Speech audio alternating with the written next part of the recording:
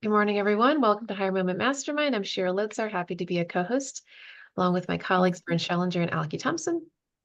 We are here, as always, to answer your job search questions. So I want to go ahead and kick things off. Who would like to start us off with a question? Rebecca, you've got your video on, so you're a very easy pick right now.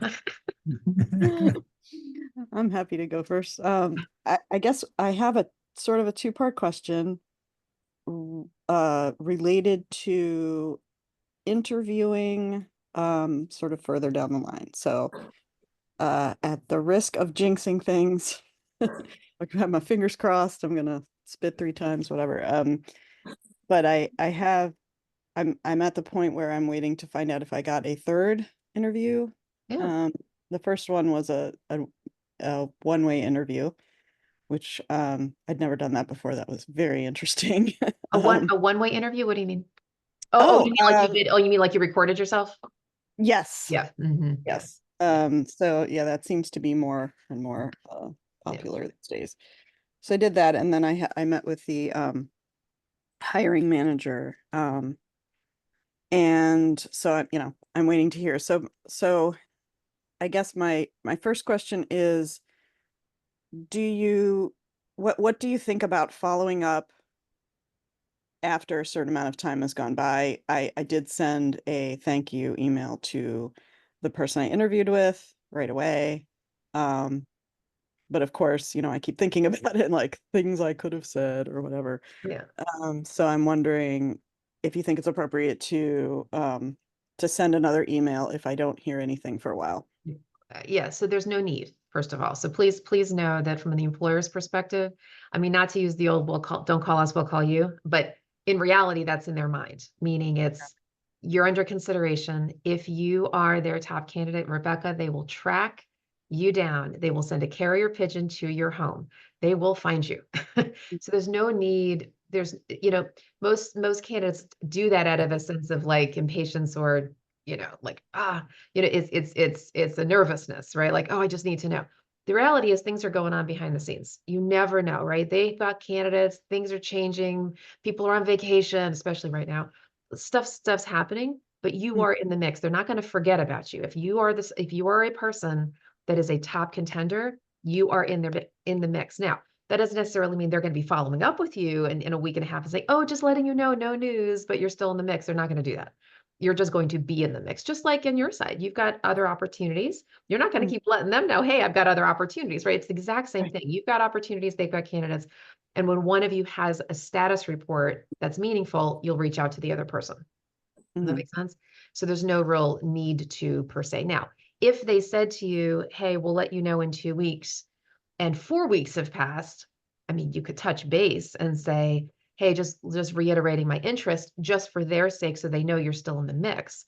But that doesn't Mhm. necessarily mean you're going to get an update because there may be no update to have, and they're not going to take the time to respond to all the candidates, which takes time, right? To update everybody on everything that's going on. They're just assuming that you're there. And Mhm. frankly, if Okay. you're not, then that's on them, right? That they didn't follow up and let you know and keep you engaged. Does Mhm. that make sense? So every employer deals with this differently. If they lose you, they lose you. But on the other hand, if they are your top choice, that's the only time I really would actually emphasize that you do reach out. If you get another offer, or you're like 2 minutes from getting an offer, and Mhm. that employer, so let's say it's, company A, organization A is your top choice, and organization B is about to give you an offer or just gave you one, absolutely reach out to organization A. Absolutely, you must do that and say, hey, Okay. organization A, you are my top choice. I just got an offer. I'd like to know where you are in the process because I need to make a decision. Now, that, friends, that's a whole different situation. Because what will Mhm. happen there is you're going to get one of two responses. I mean, literally only one of two. Option one is if you are their person, organization A, and they've just, waited around and they've done all their things and they just sort of figured you'd just be around, right, when they're ready. Um, then they will write you back immediately. I mean, we're talking like 5.5 seconds. They're going to write you right back or call you, go, Rebecca, thank you for letting us know. Wait, don't go anywhere. You know, Yeah. we'll expedite the process. What's your timeline? I mean, they will get very nervous, right? And they'll just scramble. If for whatever reason they're going in a different direction, then they'll say, oh, Rebecca, thank you so much for letting us know. We certainly can't hold you back from other opportunities. Thank you for informing us. I mean, there's only one or two. That's just right. But that's the reason why I would follow up, not just to check in, because Okay. that's not necessarily going to push the process forward unless you light a fire, right? Mhm. Then you can, that would be a reason to touch base. So that's my very long answer. Alki or Vern? I was just going to say, if you didn't bring up what you just brought up, that's the one exception Yeah. to the time that you do reach out to the employer that you've had some interview with or some interaction with. Yeah. I I tell candidates, and to some of what Shira was saying, on the one hand, there's, I don't want to say there's no way you can know, because there is a way you can know like what's happening, but generally speaking, the process goes how she just described it. Now, if you've had, whoever your gatekeeper is, recruiter or whoever that person is, now, if they've been in contact with you, like after every step of the way, checking in, or you've had good dialogue with them, a lot of times, that means, yeah, we have an open dialogue. And if they've told you, hey, if you have any questions along the way, feel free to reach out. Then you can gauge that a lot of times just to check in. I always tell candidates the best time to do it, if they haven't done it already, like Shira said, if they haven't told you, hey, we'll let you know in 2 weeks or 5 days, we're going to make a decision. Usually after every interview, when you shake the hand or do the virtual handshake on the way out the door, you can slip in, like, hey, so what should I expect next for next steps? That's the best time when you have them there to kind of sneak that in, to kind of see if they'll give you an idea of like, hey, when can I expect to hear when are you guys looking to make a final decision? If somebody hasn't told you that already, something along those lines, or when does the next step happen? But if you don't do it, then to her point, especially if you've sent a the customary thank you, at that point, they've heard from you, they've met with you.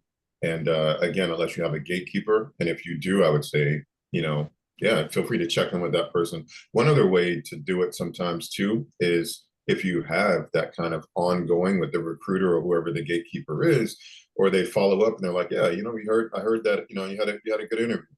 That could be an open door to go, oh, you did? Well, tell me more. How good? What did they like? What didn't they like? And then you can ask some of those questions, and maybe in that you can get an idea. But at the end of the day, it is kind of a hurry up and wait situation. Yeah. Okay. That's really helpful. I do have another question, but come back to me because my computer is telling me it's going to die. So I have to get plug in. plug in. Well, in the meantime, let's go ahead and I'm going to address Luna's question. Yeah. So she says, I'm feeling quite anxious about my job interviews today. I tend to get quite nervous and my speech becomes fast when I'm in high stress situations. This often hinders my ability to effectively communicate my skills and qualifications. I'm hoping to find some techniques to help me stay calm and present and present myself confidently during interviews. So I'm going to go ahead and address this first. And Vernon, Alki, I know you've got tips as well. So to me, this is as much of a mindset as anything else, right? So I'd like to share with you a concept that I think might be helpful. And that is to think of yourself positionally as equal with the employer. Why do I say it that way? Most job candidates, think of themselves positionally in an interview like this. Here's the employer and here's me. And I've got to prove myself and I've got to, do my best to make sure that employer gives me the job, right? The reality is that you're actually positionally like this. I'm not talking about role and title. Yeah, they might be the hiring manager, but that's not what I mean. I mean, you are both professionals that are doing a good job to help move this mission forward. There is no difference if you are the receptionist or the CEO. Everybody there is a professional and you are all equal. You're getting paid to do work. They are paying you to do work. It is an equal exchange. Okay. There's none of this. And as a result, when you come into that interview, what you are doing is you are presenting your skills and ability to see if it's a good match, not only for them, but for you. Now, I want you to put the shoe on the other foot. I want you to imagine, which actually happens more than you realize, that an employer is looking for what we lovingly call in the recruiting world a unicorn or a purple squirrel candidate. This candidate that has just non-existent skills, meaning the skills that are just impossible to find, okay? That happens all the time. When the employer is screening candidates like that, they're in a bit of a desperate situation. Now, they may or may not be nervous emotionally, but they might be very worried, right? Because it's going to be very, very hard for them to find that person. And so from their perspective, when they're interviewing candidates, they're like, oh my gosh, I hope and pray that this person who looks good on paper is actually going to want us, because they don't know whether or not the job's going to be right for you. You are the other side of this equation. Let me say that again. You are the other side of this equation. There is none of this. You are professionals and you are equal. Okay. Now, it would be the same equivalent as if you were on the job. Do you think you're going to get on the job on day 1, 3 month, year, and be nervous every day? Of course not. You're going to be there and you're going to present yourself as a professional, right? That's what they've hired you to do. You're going to be a normal, regular person in the job. That's who you need to be in the interview, okay? Because again, you are equal. And by the way, it's truth in advertising. You want to show them who you really are every day. You're not a nervous person, right? You're going to be there just doing your normal job all the time. So literally, you need to be yourself for their sake too. And again, by the way, because you are the other side of this equation, you need to vet the job for you. So that's the last thing I'm going to say before I get Alki and Vern here. That this is an opportunity not just for you to sell yourself. Guess what? They got to sell themselves too. You have requirements, you have needs. You're looking for a certain kind of role, certain kind of culture, certain kind of relationship with your supervisor, certain compensation, look, whatever. There's a million things that are important to you, just like there's a million things that are important to them. This is an opportunity for you to ask good, thoughtful questions about them to see if the job is a fit for you. Okay. Because guess what? We recruiters, we lose candidates all the time when the job isn't right for them. Things change. They don't want to relocate. Person says, oh, I didn't really fit in with the culture. I decided that another job was a better fit, whatever. And we recruiters have lost candidates over and over and over again because the job was not right for them. Okay. So again, it is an equal relationship. Luna, I hope that helps you to just keep it right. There's no need to get nervous. You're just having a conversation. Call it a first date, right? You're just figuring out, is there compatibility here? Do you all want to get married, right? And do this life together for a period of time? That's really all that this is. So I'm hoping that helps, Luna, and I'd love to get Alki and Vern your thoughts as well. Well, the first thing I would say, Luna, is recognize that the reason they're interviewing you is because whatever communication you've had with them, whether it's the interview, cover letter, whatever, they're saying this is somebody who we think can do the job. Yeah. So they've already made a decision to interview. They don't interview everybody. They only interview a select number of people. So you should feel good and confident that they've already recognized your skills. So as Shira said, it's about, how you're an equal to the employer. Now, in terms of preparation for the interview, just make sure that you've looked at the key skills, you've got your stories about examples of times when you've used those skills and had a positive outcome. Just practice those so you're ready to give that answer when it comes up in the interview. And those are just a couple of additions to what Shira said to think about. Alki? Yeah, both of those are great. Before this came on, I was watching the Olympics, the women's trampoline, and I was watching the reactions and the weight of all of the ladies there, and there was some tears and there was some crying and there's tons of nervousness, and they've been practicing and performing for years, but there's still nervousness on the front end to perform. And definitely nervousness as they sit there, waiting to see what the other person's score is going to get. And there's some heartbreak. It's very similar, because Shira talks about this too on this call, how it's like the Olympics. Nervousness is a part of it. A lot of people get nervous when they meet with people and have meetings, and, you're competing with other athletes or other candidates, for an opportunity. So nervousness comes with the territory. I as a recruiter, sometimes, I've had, some anxiety moments. I've interviewed as well. And though, I've been a recruiter, I've had meetings, whether it's for contracts or whatever, it happens sometimes, but what has helped as a recruiter to talk to people is we do this so much, just like the Olympics, you do it so much and you get in front of people, which is why, mock interviewing and, prepping with friends or getting a coach like one of us to practice with can help. But it comes with the territory. But the example that Shira uses is the one that I use all the time too, is they're interviewing you and you're interviewing them. They have something to offer you, and you have something to offer. And I think what helps the most is for you, just like those athletes, know your skills, know what you bring to the table, whether it's the triple back or the twist or whatever it is, what you bring to the table. And when you trust your preparation and get to know your skills and what you have to offer, that tends to help with confidence in meetings as well. But when you walk in, as she said, you're an equal, you're a professional. It's a tryout on both sides, and you're basically vetting them as well to go, hey, I don't know if this is the right opportunity for me. Let me find out what their culture is like. And there are different tactics and things you can do in the interview if you feel like the tables are shifted one way where you're the one that feels like you're under. You can shift that with different techniques, with questions and things too. If you feel like, hey, I'm on the hot seat, let me flip it around and ask them a question for a change. And put them on the hot seat, so to speak, and ask them, why is this position open anyway? What would happen to the last person? Things of that nature, which then gets them to go, oh, wow, that's a good question. We now have to speak to that without making it sound like we're toxic or whatever. So there's a lot of different ways to approach it. But what Shira said, going in, you have to know, like, hey, I have something to offer. This is all about whether or not this is the right opportunity for me as well. And so just want to highlight something I put in the chat. So that the link I shared is a page of videos free videos on my website from presentations I've given to job search groups, one of which halfway down the page is called Interviews That Land the Offer. There's the video link. There's also the download of the PowerPoint. So Luna, I would ask you to avail yourself of that. And that goes actually a lot deeper into what Vern was alluding to in terms of it's not about the mindset. It's actually about the practical tips for preparation.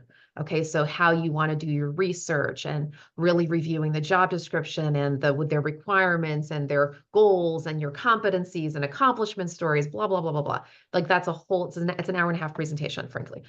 So I would encourage everybody here who's interested in interviewing to look at that. Yeah. Okay. Let me add just one other thing. One of the, Elke talked about asking them a question. And one of the questions that is a favorite for me when I'm talking to people about interviewing is asking them, whoever it is you're interviewing with, what does success look like in this job? Tell me what the ideal candidate, what would they be doing in the next 3 months or 6 months to prove to you that they're the right person? Yeah. And hopefully they'll give you a good answer.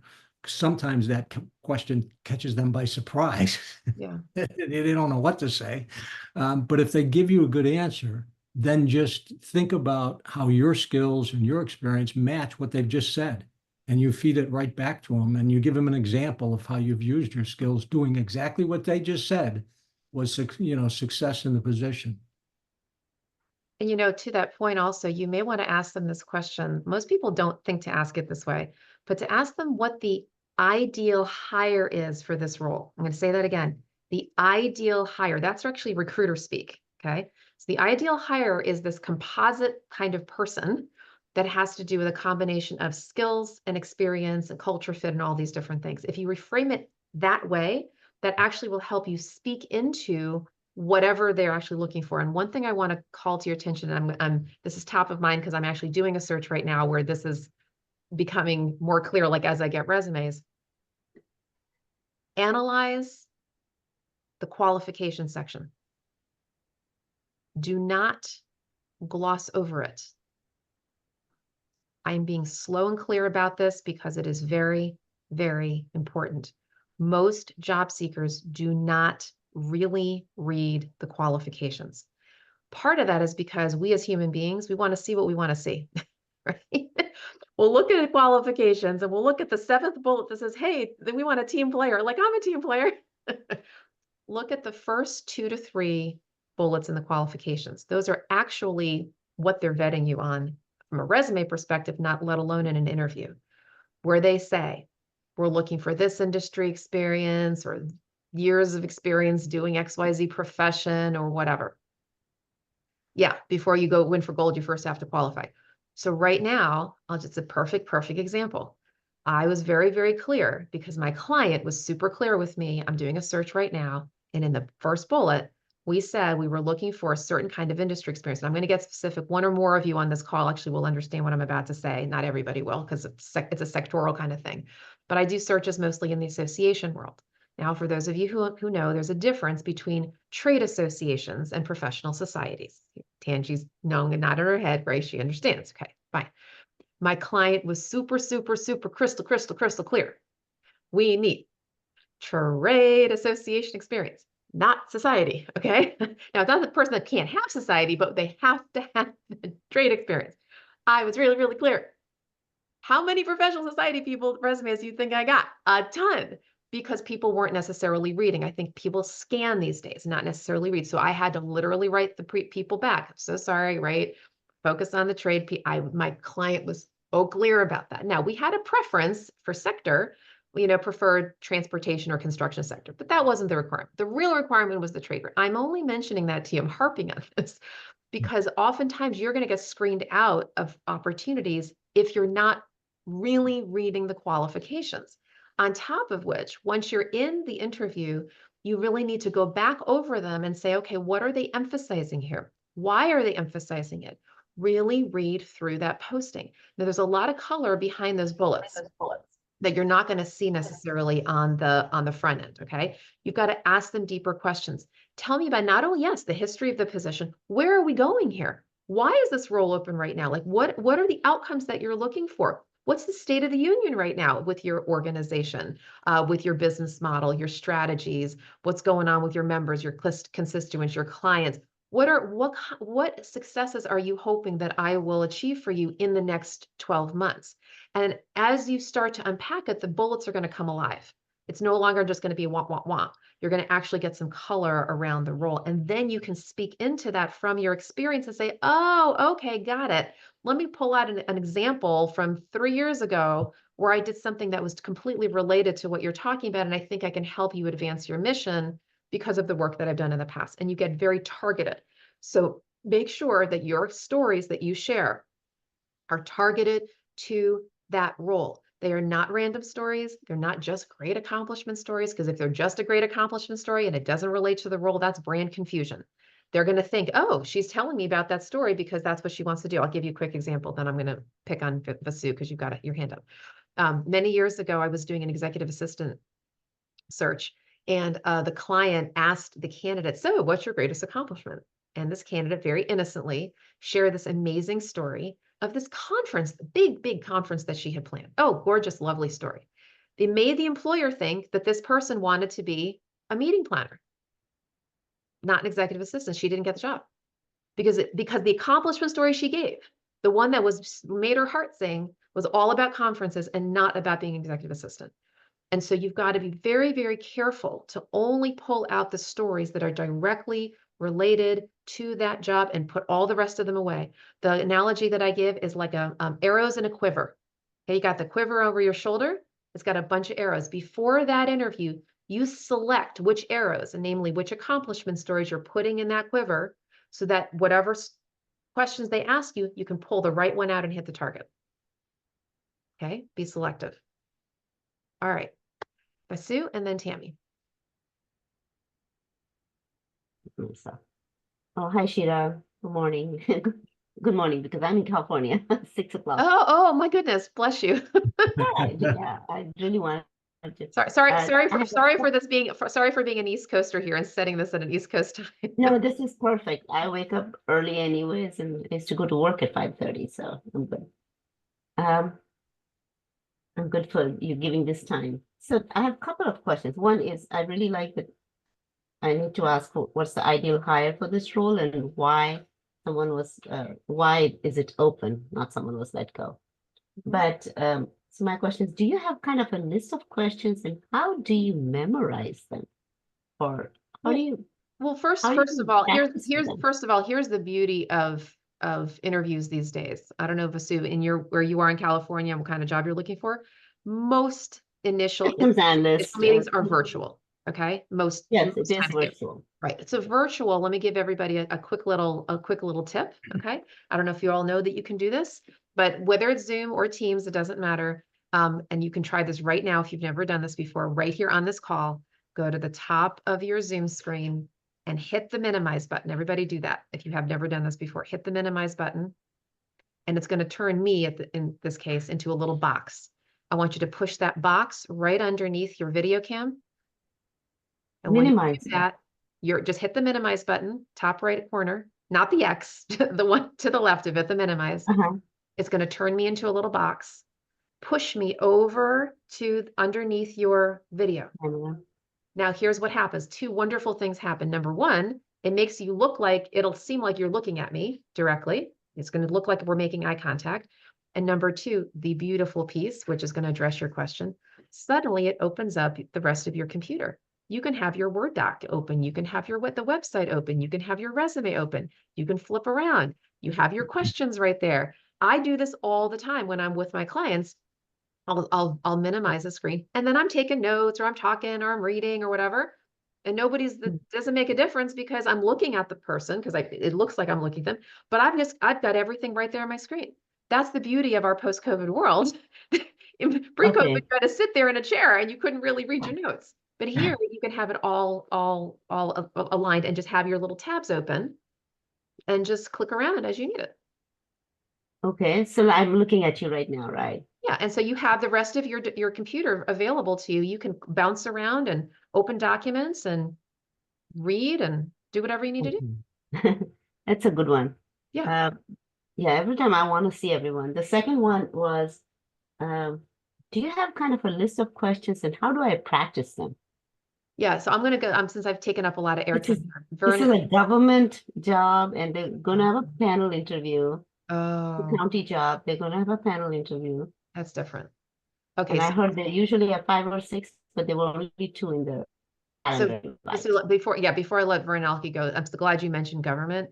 So look, none of the three of us are government experts. Let's just let you know that. What I do know, and anyone else here who's done the government thing, please let me know this.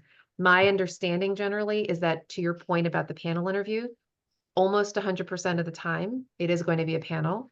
Almost 100% of the time, they're going to go around in a very stoic kind of a way. Person one asks a question, person two asks a question, you answer the question, they go on to the next question. It's almost like very robotic. And if they allow you to ask questions at the end, it's going to be maybe 5 minutes or so. And Mhm. you don't have a lot of time to actually get into a lot of substance.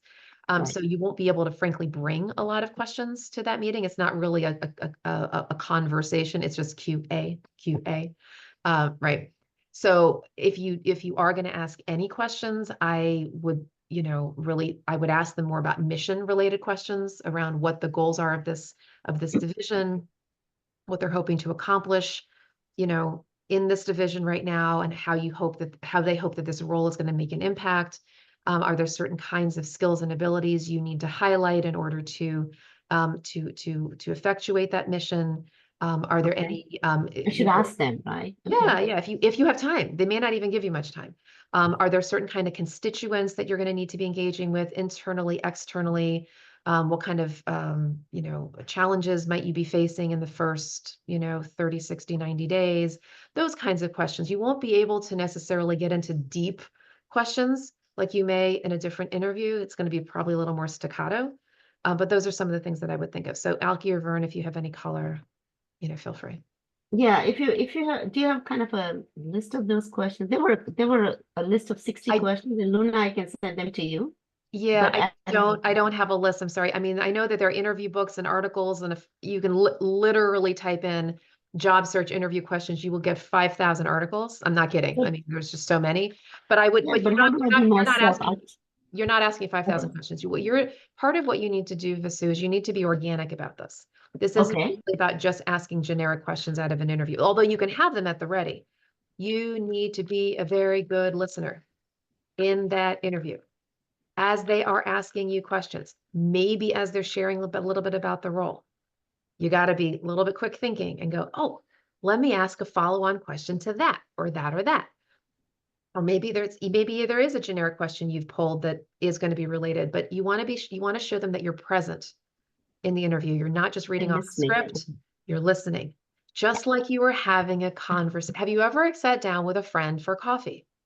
Did you come into that coffee scripted with 5 questions that you're going to ask them? Of course not. I know it sounds silly, but that's all that this is. It's a conversation, sort of, right? You just listen to what they're asking you, listen to what they're sharing, be present and active listener, and go, oh, that's really interesting. You guys asked a question 10 minutes ago about blah, blah, blah. Can you elaborate on da, da, da, da, da? It shows your Okay. care. Or maybe you say, well, I noticed that you asked a question about this. You know, I shared a little bit about my experience. My follow-on question is la la la, because I'm interested in la la la. Like, you just, like a normal conversation. Okay. Yeah. So Alki, Yeah, All so right. Thanks. I'm loving the interview prep questions today. The one from Luna was good, just on, you know, dealing with nervousness and all those types of things. But a lot of what Shira and I do as recruiters, and we do it just if there's a search or if there's an open job and we're interviewing people and we're coaching them along the way. But then as coaches, or for people who are like, hey, I have interviews coming up, how do I prepare? And I like to think of this, you know, she said dating, which is a great example as well, because if you're dating, you have height, eyes, heart, job, mentality, personality. You have all those things that you have to first ask, what am I looking for? What works for me? Same thing with buying a house, shopping for a car. You have these questions, you know, hey, do I want, I was about to say station wagon. Does anybody know what that is anymore? A truck. I want a truck. I want, you know, 2 doors. I want 4 doors. I want a black truck. It has to have 4-wheel drive, a house, you know, 3 bedrooms, backyard. I'm looking for, you know, 3,600 square feet or whatever. I want, you know, I want a sunroom. You have all of it. You have to first know, you know, what it is that you're looking for, so that when you walk into the meeting, in addition to those questions that pop up, you have to first know what you're looking for. And it's one of the first things that we do with searches or with coaching candidates is, what are you looking for? That's the number one question. Real estate agents do the same thing. What are you looking for? Of course, they're going to throw something your way if you don't know what you're looking for. They're happy to throw something your way, but they can't really help you, and we can't really help, you know, until you first know what you want. So a lot of those questions are you sitting down and saying, okay, salary, where am I looking to be? Location, do I want to work from home? Do I want to be hybrid? And questions come about that way. But just like a house too, if you're in the house and you have your list of questions, but then you walk into a room and you're like, oh, this is a different kind of closet. When did they put that there? That's what she was talking about too. Those organic questions come up as well. But you need to first kind of, you know, decide, all right, what am I looking for? What works for me and what am I not looking for? And you start there. That helps you build your list of questions for them. And then you can also look at the job description and go, okay, they asked for this. I want to know, you know, how much, you know, do you have to have 5 years or can you have 4? You start building some other questions from that as well by looking at the job description, like she said too. And that's when they then start answering your questions, or they ask a question during the interview. And that's when you can then spring off of that question to make it more organic, which at the end of the day starts building more than just that question and answer, you know, back and forth robotics. It's connection. You start to be engaging and have a connection when it becomes a 2-way dialogue. So you should build your questions ahead of time so that you have a more of a targeted, focused search. And this is for everybody on the call. You can willy-nilly just put on a blindfold and apply for jobs, but you will be way more successful if you make your search targeted and focused, because guess what? That's what they're doing on their side. They have a targeted, focused person that they're looking for. And Shira said it a second ago, an ideal hire. They have a list. They have their list of what they're looking for. And then they potentially have backups. Like, okay, if they don't have this, we can flex on that. right? You have to have the same thing for yourself as you go into Okay. an interview. Exactly. Whew. Karen, Okay. any thoughts? I'll look at your videos.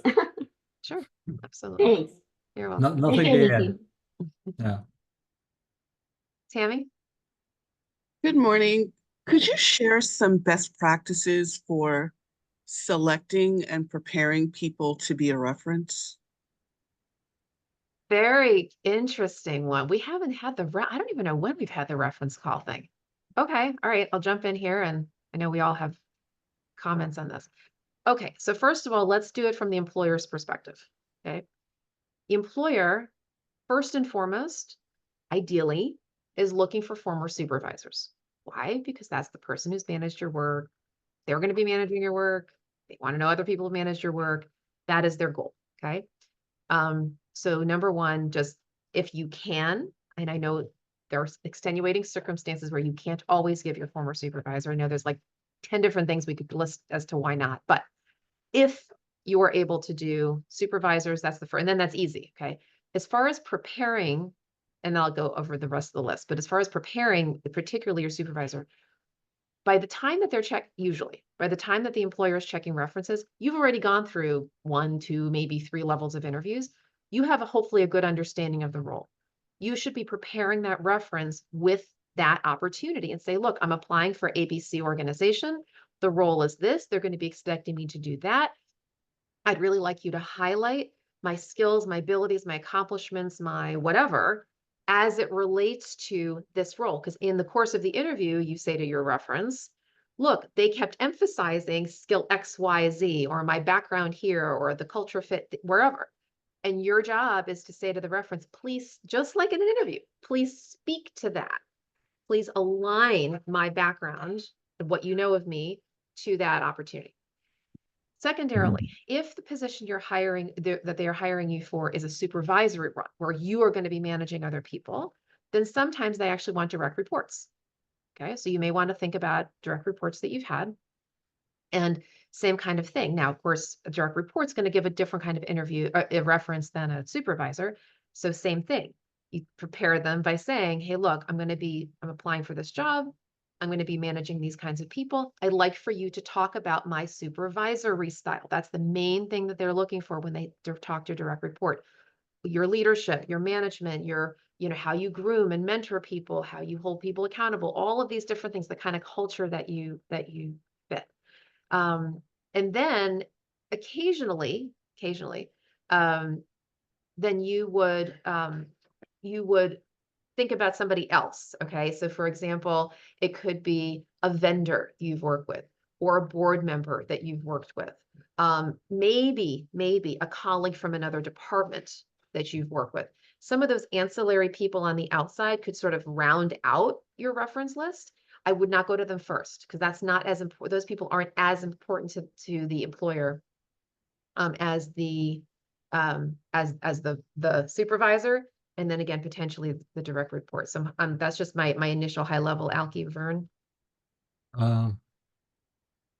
Yeah, in terms of who to put on the list, those would be the same things I would say. And again, to Shira's point, making sure that when they're ready to call your references, you prepared your references, exactly what Shira said. And the other thing you might want to make sure is that if they do call a reference, that the reference is, kind enough to call you and let you know, hey, I just talked to ABC company, so that that they actually are checking your references, which is a good thing. Yeah, definitely prepare. If you are going to give a list, make sure you not only give a heads up at the beginning of your search, say, hey, John, Susie, and Fred, can I put you on my reference list? But when the employer says, hey, I'm about to call your references, call those people and say, you're about to get a call from so-and-so. And I would even go a step further and say, hey, references, you're about to get a call. Can you let me know when you're available in the next 3 days, and partner with the employer to say, hey, I want to make sure to streamline this reference checking for you. Employer, can you let me know when you're available? I'll find out when my references are available. And then that's what I actually ask as a recruiter. And I literally have my candidate help me schedule it so that it's streamlined. I to add to that, you said what I was going to say, but just to add to that, a lot of people don't know that sometimes you're the choice. Like they've decided, we're going with you, and then maybe 2 weeks goes by. Well, let's just say a week, and then they tell you it's the last interview. You'll be hearing from us, and you're like, all right, great, I think I got the job. And then a week goes by, 5 days goes by, a week and a half, and some people are like, oh man, I thought I was getting the job. Well, one of your references, they can't find. And they may not let you know until they've tried maybe twice or something like that. Sometimes they may not even be on it like that. Now, us recruiters, we're trying to close the search, so we're going to stay on top of it. But a lot of people are like, oh man, I thought I was going to be hearing something. And Shira said early in the call, there's a lot of things going on behind the scenes. You have no idea the things that go on behind the scenes, from background checks to, oh yeah, it's just one of your references. We're playing phone tag. Right. But if you don't, check in with your references, or, stay in touch with the recruiter to find out like what's going on, you won't know that they've actually exchanged 3, 4, 5 emails back and forth, just trying to sync up a time that works. And you're like, oh man, I thought I maybe had this job. Now I don't know. Nobody's calling me back. So it's crucial, especially at the end. And I would do it at the beginning as well, but at the end, when that's the last round, or they tell you, hey, we like you, we just want to check some references. Please not only let your references know, but tell them too, like, hey, you might get an email from this email, and like share the company email, the back part of it, or even a phone number so they can be on the lookout for it. Because a lot of times your reference is just getting a number and they don't know that it's this particular employer calling. So give them as much heads up as you can, because it can speed up the process. And a lot of times that affects your start date. It could affect your benefits if it rolls over 2 or 3 days and they miss each other, and then your start date has to be pushed back. That could knock you into another extra month of when your benefits start. So it's so important to stay on top of things like this. And Alki, you mentioned something about the delay in them getting back to you. Let me just riff off of that piece. Nothing to do with references necessarily, although that too. And by the way, they might be checking references on another finalist candidate, and they have to do that whole process with that. So they're not even going to make a decision until they've finished all that. But in addition to that, you've got all kinds of other things going on behind the scenes. The background check, if they do one, but also all the paperwork they have to sign, especially if it's a larger organization. They got the CFO, the HR, the this, the that, the other, and sign offs, and people are away on vacation and this and that. And they've got stuff going on behind the scenes that might delay their ability to even offer you the job. So that whole week and a half, whatever, even if they said, oh, hurry up and wait, like we're ready to go, there's lots of things that can go on behind the scenes. And oh, by the way, background checks. Most organizations use a background checking company. That background checking company can take at least 2 to 3 days to finish your background check, criminal credit, that kind of stuff. Okay. So background check could be 5 days, right?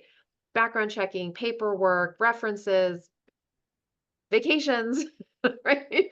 Yeah. You got to pack your patience, especially at the end of the process. Andrew. Hello. My question is, seems like a lot of times I get told that the company is a family-oriented company, work balance, this and that, and then you get the job and that is out the door. They want you there eating at your lunch at the lunchtime at your desk. Keep on working. Mm-hmm. You know, I listen to that always, and it seems like that never works. They're always working harder than what they say. Is there a particular question you'd like us to address with that?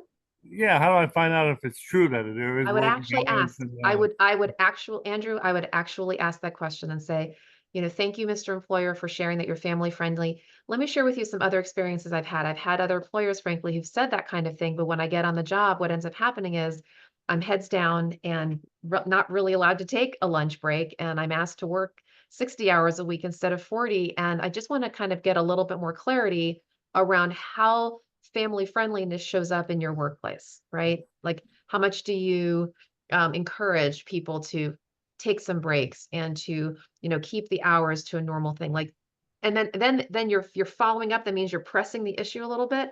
That means they're going to actually have to talk about it and not just give you glib family friendly. Like, they have to actually give you some examples, and then you're putting them on the spot, which is fine, because if they can't answer the question, it may not be the right job for you. This is a time for you to push just a little bit gently and ask them for more color. That's what I would do. Well, and it goes back to what Shira was saying. You're on equal, we talked about this before in the interviewing process, you're on equal footing. That's And right. you just found, you've just given us an example where unless you are feeling that you're on equal footing and asking that question, then you're putting yourself below the employer. The employer is saying we're family friendly, and you get in there and find out they're not family friendly. And, and that's not, if you've gone through that situation and you've joined a company that you think has a great culture, and the second, third day in there, you find out it's not such a great culture. Yeah, that's a tough situation to be in. So the other thing that you can attempt to do is, can you find through your network anywhere other people who have worked at that company? Again, you may or may not be able to do it, but if you can, and you can have a conversation with them and get their input, again, they'll have their own ideas, own prejudices, own ways that they looked at the company, but you kind of take that into account as well, in terms of going back to, they're interviewing you, you're interviewing them. And from what you just said, you don't want to find yourself in the position you described, because that's not good for you. So.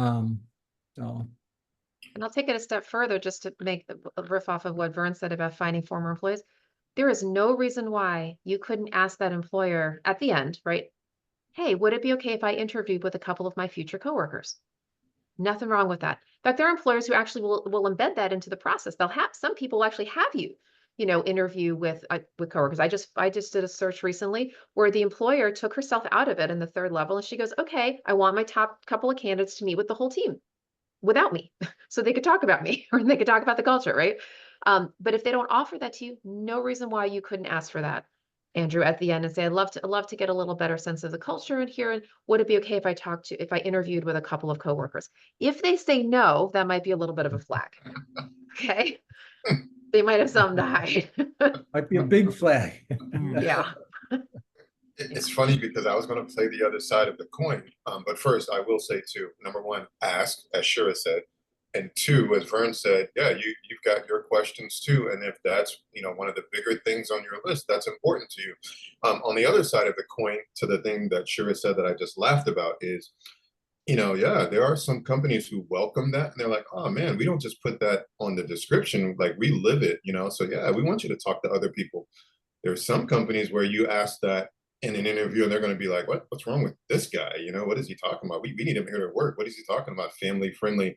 That question, that puts us, we're kind of nervous. We're wondering why you would ask a question like that, which, to Shira's point, demonstrates like, oh yeah, maybe they may not be as family friendly. Also, Vern said, doing some research. So you could ask, as Shira said, okay, can I talk to a couple of your current employees just to get a feel for the vibe and what it's like to work here? I don't love Glassdoor, but this is one of the things too that you could do. Someone who's left and read some of the reviews. Maybe somebody has said it, hey, they have a great family culture. Or if you see 4, 5, 6 times, on some of those sites that people who have worked there before are saying that, that could be another way to find out. The last thing I'll say too is family friendly. That's just like what we deal with resumes. When somebody puts at the top of their resume, hardworking, dedicated work, that's one of those things, family friendly. What does that mean? So I would ask, hey, you say family friendly. What's an example like? What's a day in the life of an employee? At your workplace. What is it like, or how do you all demonstrate family friendly? What are some practical terms? What is the family friendliness of your company, and get them to speak on it, and then you can listen and find out like, oh, they don't really have an example. They're family friendly as they let you go at 7 so you can get home in time for dinner. It sounds good. Thank you. Mm-hmm. Karen. Hi, I'm not sure I have a real question, but 2 weeks ago I had 4 interviews. 2 of them were panel. I went to a job fair and someone at the job fair said, go over to this company, they're having an open house. So I did. I ended up having an interview with a program manager, HR, and then I got put in a panel interview. And the weird part about it is no one seems to have a last name anymore when they're introducing you. And they don't carry business cards. So it's really hard to follow up after you've gone through that, because you really didn't realize you're going to have a panel interview with people who would be judging you. You're talking about a panel interview on the spot, like you go to a job fair and then It all of a was sudden. on the spot. Well, look, I mean, And there's no reason why you couldn't actually follow up at the end and say, hey, Susie, can I have your last name? I would love to follow, and your email, I'd love to follow up with you with a note. I mean, why would they say no, right? I followed up with the first person who actually gave me a card, who was Good. like the head, telling Yeah. them to interview me. I thought that was okay. But the second interview I had the next day was also a panel interview with the government agency in Calvert County. And again, nobody gives their last name. I'm just finding it a trend in business these days that it's way more casual, especially when you get in person Yeah. than it used to be. Interesting. Yeah, I'm not really familiar with that job fair. And one. they all, because it was a panel interview, they all asked the same questions, scribbled down answers, and you have no idea what they're writing. And then they told me they were going to score all the answers and they would have a decision in a couple of weeks. Hmm. I just felt like, okay. Mm. Anyway, A job fair is kind of like speed dating. Especially if yes, it's I did not expect somebody to say, you need to go over to this company because my wife works there and they're really hiring, and it actually worked out. I was rather surprised. Hmm. So I don't Yeah, know. it's a bit of a frenzy, even if it's virtual. I mean, they come prepared, but if there's a lot of people, they have a fast process because they're expecting to talk to you and then move somebody else in and move somebody else in, and usually there's a point person or somebody takes point, but yeah, you can expect a lot of fast movement. Today, business cards, people have them, but they're kind of going away because everything is digital now and there's digital business cards and all those types of things. So to Shira's point, and what we've been talking about on the call too, is your preparation. Like, you know, if you go to an event like that, you need to have a game plan. They have a game plan, they have a booth and all those things. You need to also, and again, this is for everybody on the call, with your job search, you need a game plan. Some type of a game plan. You know what you're going to do, step number 1, 2, you know, the materials that you're going to bring with you, you know, the questions you're going to ask. And more important than anything, a lot of candidates don't know, as it's been said on this call, a lot of candidates aren't in the practice of what's my next steps? How do I make sure that we get some next steps here and everybody is on the same page? Because they don't always follow up. They're just like, all right, thank you for 35 minutes of your time. Thank you for an hour of your time. You know, we may or may not see you. You have to have your prompts ready too to go, okay, I'm going to ask them this. They're going to tell me that. Then I'm going to follow up with this. And then when we're all done, I'm going to wait and find out if they tell me what's going to happen next. And if not, I'm going to ask them what happens next. Or I'm going to be prepared to ask for their info so that I can follow up. And it's kind of practice too, to get into the practice of doing that. But you need a game plan for events like this, or for any aspect of the job search. You need a game plan, especially a follow-up game plan. Well, I did ask what the next steps were in all the interviews, and most of them were pretty evasive. They didn't want to commit to anything. We'll call you if we call you. Yeah. We'll call you. Yeah, we'll be in touch, you know. So I don't know. But it was an interesting 2 days is my point. And to always be sure you're practicing your interview skills, because you never know when you're going to have an interview. Sometimes talking to people is an interview.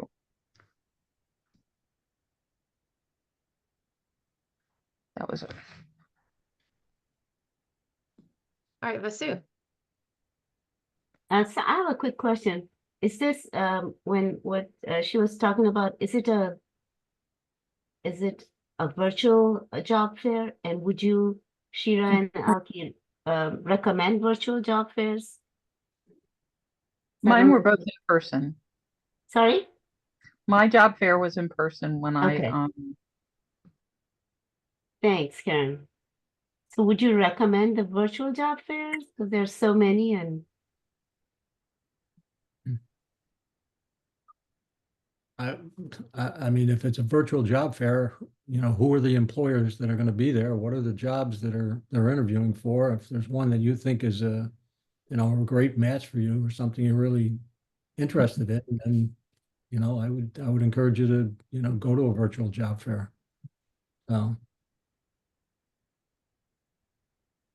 everything we've said on the call works. It's just virtual as opposed to in person. So yeah, but looks, I mean, you all are real people. I mean, so it's different. but yeah. Yeah. Okay, thanks. Can I just add something real Hey quick, guys, Sharon? I'm so sorry. I'm actually have to step off for just a few minutes. Alki and Durham, can you keep it going? I'll be back. Yep, Thanks. yep, Yeah. okay, Can I add something real quick to that for Vera? sure. So my last company did job fairs all the time. And they had big companies there like Microsoft, um, Starbucks. I mean, big companies, all the tech companies, especially, and pharma. And one of the things that we did, because we were preparing mainly graduate students who were about to graduate from college for the job fair. But one of the things we did in that preparation is we always told them, be prepared for an on-site interview. Because a lot of times you went to the booth, and if the person at the booth, which is the recruiter, liked what they saw, then they would set up an interview with you while they're on site for the rest of the week there or a couple of days. And they would literally, be screening out people right then and there. So we always told our candidates to be prepared to go to the booth as if that was your job interview. Don't know your resume, because literally you're going to be standing there and it's almost like, I think somebody said, speed dating. And so you literally got so much time to rattle off who you are and to impress the person in the booth who was the recruiter. And so you want to attack it that way if you are going. And virtual job fairs is a new norm. I think it's actually a little beneficial, like Shira was saying, where you can have some notes and nobody can really see your notes in a way. But that is kind of becoming a new norm as well. People don't want to waste time anymore. And so as much as they can do virtually, they are. So I just wanted to share that because I know that for the last 5 years of my last job, that was the way to go, was these job fairs, and they were interviewing right there. And people were getting offers right at that job fair. I had a student that worked with me as an intern who got an offer with Microsoft, and she didn't even want to go to the job fair. She was my intern, and I was doing PR, and she kept saying, well, they're looking for STEM people. They're looking for STEM people. And I had to convince her to tell her that every company has a communications department, unless they're really a small company. But the companies we have here, they all have a mass comm company department. Go anyway. And she ended up getting an offer from Microsoft on the spot, came back, and then we talked about whether she should take it or not. So you want to be prepared at all times when you go on job fairs, that could be a yay or a nay for you moving on to the next step. Yeah. Thanks for that, Angie. That's really good advice.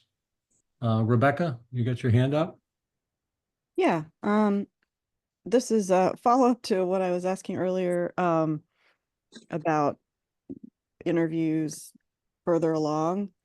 I was just wondering what advice you might have that might be specific to when you're at that sort of third interview with the higher ups and it's a panel. Haven't gotten to that point yet. So I was just wondering if I've done a lot of like practicing interviewing and webinars and so forth, but it's usually sort of more general. So that was my question. Well, the first thing that comes to my mind is if you're, getting to the third interview and the panel interview, one of the things in terms of preparing for that interview is, what have you learned?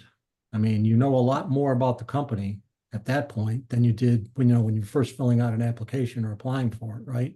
You've got some information. You might also have some questions that have come up along the way and you haven't had a chance to ask people. So think about those and in preparing for the interview, have those questions or comments or thoughts, ready to be able to share in that, third interview with the other people at the right time. If the opportunity comes up and it's a good question, or obviously the best time is, at the end of the interview, do you have any questions for us? Then what are the 2 or 3 or 4, key questions that you've, that have come to you since you started this process, which might have been a month ago, it might have been 2 months ago, because you know how these things can drag out. Elke, are you still on the call? I don't know if Elke's still on the call. Okay. Doesn't look like it. Yeah. Yeah. Okay. Other questions, other comments? Vern, can I ask you, since there are no hands, quick question? How do you practice? And I think I asked that before. I have list of questions. Should I just record myself, or I'm usually just myself when I've ever interviewed. I've never been. Well, having- recording yourself is one way. I mean, now with the, Zoom and everything else, you can just go on and, and record yourself and then play it back, which is always somewhat of a difficult experience to watch yourself, Seems on fake. a video. Huh? Seems fake, you know. Well, but the practice over time will still help you. The more you practice, the answers to to the stories that you've created in anticipation of, if someone asks you, I'll give you an example. If I ask you in an interview, what's the accomplishment that you're most proud of, whether it's professional or personal in your life, and why did you select that particular accomplishment? Okay, so write out that story and rehearse it. And now you may or may not get asked that question, so, but it's a way to practice. Think about the questions that you think they're going to ask you based on the job description and prepare your stories for those. However, when I've interviewed people, that's a question I always ask. And I ask it for two reasons. I'm interested to hear their answer, first of all, what they're most proud of. And then I want to know why they selected that. Well, guess what? A lot of people will tell me the accomplishment that they're most proud of, but then they forget to tell me why, which is somewhat of a cue to me that says, how well did this person listen to my question? And it needs to be job related. I mean, Well, it can be, although I encourage them, if, professional or personal. If it's a personal, I mean, because sometimes the accomplishments they're most proud of personally tell you a lot about the person as a human being. So now that's just me. Again, as you know, you've all interviewed with a number of different people at different times. There's some commonalities to the interviews, but a lot of interviews are, they're different from, one company to the next. So, yeah, I mean, I got hired at one place saying this is a banking sanctions specialist, and I had no sanctions experience, and I got hired saying, Vasu, you will build the relationships with the different departments because sanctions department has a really bad name. yeah. And I would never have thought building relationships was a quality that they would look for or something. Yeah. Well, was it part of the job description? No, Really? Okay. it was Well, sanctions, trying to do all the sanctions, the government lists and yeah. putting them in the system and all. Yeah. So, and I sure made a difference. I mean, the bank was fined $9 billion. And so, yeah, Which again, as I just said a second ago, I need to there's remember. lots of commonalities to the interviewing process, but everybody does it a little bit differently. Yeah. And for you to get hired based on something, relationship building, they glean that from the interview in terms of your answers and the way you presented yourself. And it's harder to train somebody in those types of skills than it is some of the technical skills. True. Okay, we think Sue is going to be great with relationship building. She's really, really shown that through the whole interviewing process. And they might even be saying, well, we're going to take a chance that we're going to be able to teach her the rest of the job, but we really value her relationship skills. So, Okay. I mean, now I see it in every job description, relationships. yeah. I mean, every job description is like, okay, what are they talking about? Okay. All right. Thanks. Yep. Sorry, I had to step away. Always very helpful. And I can't believe I missed it. I should have started at 6 o'clock. Glad to have you on the call, Vasu. All right, guys. Any other questions before we wrap up? No, just wish us all luck. God bless And you. wish you all Likewise. luck. God bless you. God Likewise. bless you. All right, so I'm going to go ahead and formally end the call now. And for those of you who would like to stay on, I offer a short prayer call for encouragement. And so anyone's welcome to stay on with me. But letting you guys know, for those of you who haven't been on here in a while, so we now meet every other Friday from the 9:15 to 10:15 Eastern. Okay, and and if you, I don't normally share this, although I should. If you ever want to see the videos from our group, I'm going to pop this into the chat. But Vernon, Alki, if you can help me remind me every time, I should remind people about this. This is the link. We've been doing this since August of 2020, long time, and we used to meet every single week. So you can avail yourself of any of those videos. Okay. All right. So I'll go ahead and end the call, and look forward to staying on with anyone who'd like to join me for the prayer call.